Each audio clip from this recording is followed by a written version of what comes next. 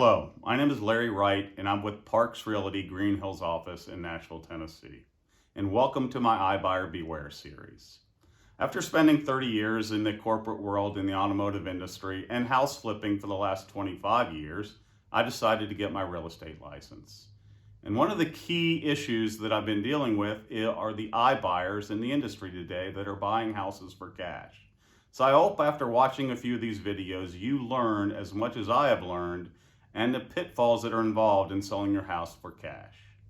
Thank you. So here's where it gets very important. Let's talk about the actual breakdown of a traditional real estate sale and an iBuyer sale. I'm going to use the value of a $250,000 home. Now this is the market value for a house in Tennessee today. We are getting anywhere from 97 to 103% value in a sale towards the market value today. So we're going to use the full market value for your house. And at that price range, I think that's a good bet. An iBuyer, we're going to use 90% value for the house for a cash offer. That's in fact a very good offer from an iBuyer. Now people are going to say, wow, 90%, that's a great price. Is it really? We're going to get to that in a minute.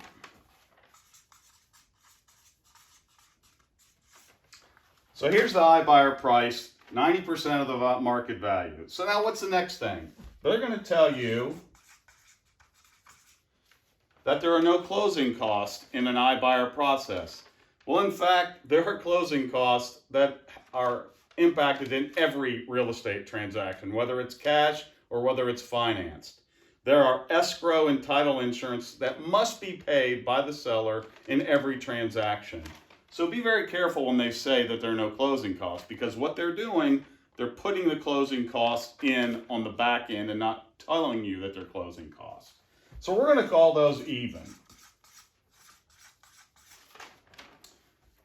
Commissions. There are real estate commissions. 6% in a real estate transaction and 0 in an iBuyer transaction. That's because iBuyers call them service fees. Service fees are typically 7 to 12% of the value. We're going to go on the low end here. Repairs. Typically, in an iBuyer situation, repairs may actually be higher because they do a very strict survey and inspection of the property. This is what I'm doing here is an average over 250 homes that I was able to look at the numbers. This is an average of the repairs. That could be roofing, that could be painting, cleaning, these types of things. Now I'm taking these numbers right off the Realtor State website. Holding costs, which I don't really understand other than the fact it may take longer for a traditional real estate transaction to go through than an iBuyer transaction. So let's just say that it does. What do you end up with? Take a look at the numbers.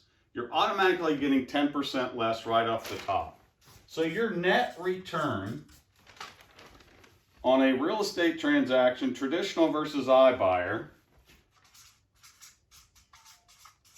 $231,000 used the traditional approach, and $198,250,000 using the iBuyer. Now you take a look at that. Is it actually worth $32,750 to sell your house in maybe 2 weeks sooner? That's a decision you need to make.